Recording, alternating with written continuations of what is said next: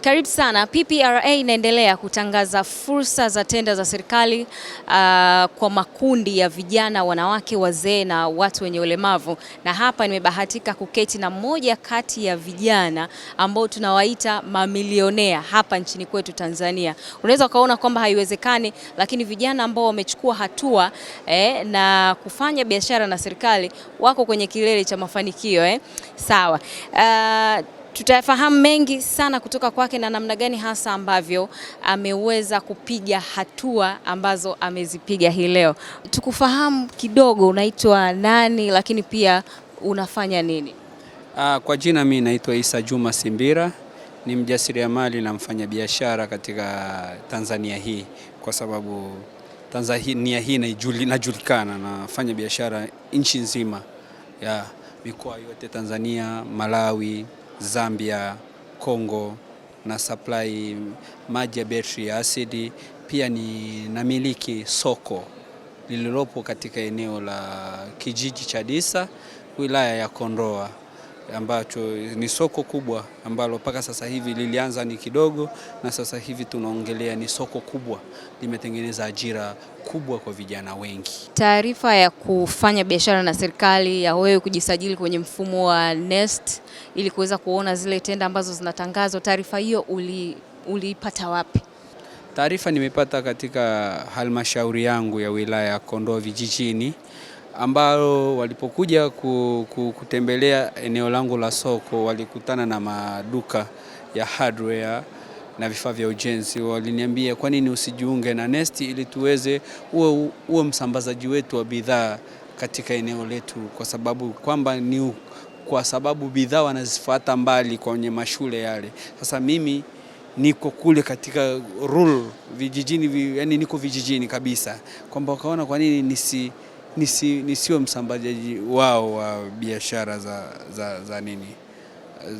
za tenda za serikali. Na ndio pale nilipoenda kujisajili, kujiunga na mfumo wa NeST, na hadi sasa hivi naomba tenda nafanyia kazi katika mfumo wa tenda. Umejiunga kwenye mfumo mwaka jana 2025, mpaka sasa hivi tunazungumzia tenda ngapi ama kazi ngapi za serikali ambazo umeshazifanya? Kama 10. Kama mfano tenda iliyopita ilikuwa milioni 32 katika shule ya msingi Shikizi Ata. Nilipata tenda na nikaifanyia. Kuna shule ya zahanati ya Kwayondu, kuna zahanati ya Masange, nilipeleka bidhaa, yani shule hizi ndogo. Kuna shule ya msingi Humai, yani vijijini. Vipi wewe kama kijana katika hizo kazi ambazo umekuwa ukizipata, mnyororo ambao uko nyuma yako ambao wanakutegemea wewe kiajira, ambao tayari umeshawaajiri wewe kama wewe kupitia tenda mbalimbali ambazo umekuwa ukizipata, una vijana wangapi ambao wako nyuma yako? Na vijana wengi sana, na natarajia kujenga kampuni ya kifundi, kwamba yenyewe iwe ya kifundi, sio kusupply, kwamba ya kifundi, kwamba ukitaka mlango kwangu utakuja, ukitaka tofali utakuja kwangu, ukitaka kubati utakuja, kugongea, mafundi wa kugongea nyumba, yani ni kujenga kuanzia msingi hadi kumaliza, mafundi wote utaopata kwangu. Na sasa hivi nina vijana ambao wananitegemea pale. Sasa hivi tu nilionao pale ni karibia vijana 30 mpaka 40 wanafanya kazi katika eneo lile, kwamba wengine wana supply bidhaa, wengine nawapa ajira za mara moja, kwamba afanye kazi fulani na ili apate kiasi chake. Ni vijana wengi napata sasa mpaka hadi sasa hivi. Na unaweza ukauzungumzia vipi mfumo wa NeST kwenye swala la usawa na uwazi, hasa kwa vijana kupata tenda ukilinganisha na kipindi cha nyuma? Kwa kweli, yani NeST imekuja, hakuna kujuana.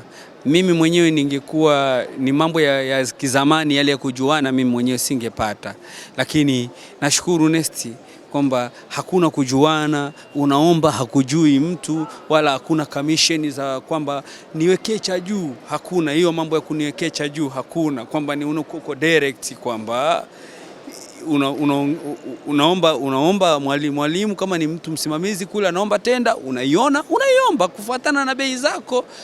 Kama ni nzuri wanakupa bila upendeleo wowote, bila nini, ni wewe kutengeneza bei, bidhaa bora, kusambaza bidhaa bora na kuaminika. Yani ni fursa nzuri sana kuliko zamani kwamba tajuana, ni unakuta ni wale watu ambao waliokuwa tu wale wakubwa wanajuana na mtu fulani ndio anapewa tenda, lakini sasa hivi no. Hata leo hivi naweza nikajiunga leo nikapata tenda leo na nikafanya kazi na wala bila sikutoa cha juu wala cha nini wala kujuana na mtu yoyote, na nikapewa tenda na kubwa, wala siulizwi mtaji, wewe una mtaji kiasi gani. No, wewe unaweza kusambaza, ukisambaza unaweza kupewa hela yako on time.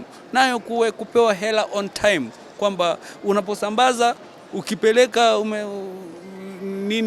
bidhaa zako ulizosambaza, delivery note, invoice umeshapeleka, fedha yako haichukui muda kama zamani, kwamba inaweza kuchukua. Tulikuwa tunaogopa miradi ya serikali. Ukisikia zamani tunaogopa miradi ya serikali kwamba una ucheleweshaji wa malipo. Leo malipo hayapo hivyo. Malipo leo yako on time, kwamba unalipo on time, unafanya vitu vingine. Hiyo kitu ndio kinachosababisha hata sisi vijana tunaanza kuendelea. Mimi nashukuru kwamba nimeendelea, Nest imenisaidia pia na taasisi zingine zimenisaidia, nashukuru sana.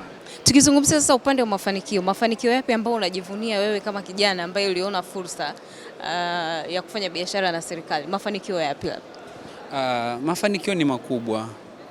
Nilipo mimi na miaka 5 iliyopita ni vitu viwili tofauti, kwamba nilikuwa ni kijana ambaye nilikuwa siaminiki kwamba sina mtaji mkubwa.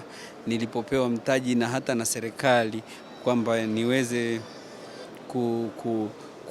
kujisimamia, mtaji wangu wa kwanza nilipewa na serikali ni milioni 30, kwamba baada ya kuzindua soko wa viongozi wa Mwenge waliomba kijana nisaidiwe kama kijana, na serikali iliponipa milioni 30 nilianza kufanya biashara. Leo nikisema mafanikio ni makubwa mno, kwamba nina soko lenye thamani ya zaidi ya milioni 500. Hiyo ni sifa namba moja. Nina nyumba ambazo nyingi ambazo kibiashara na miliki, nina magari na miliki.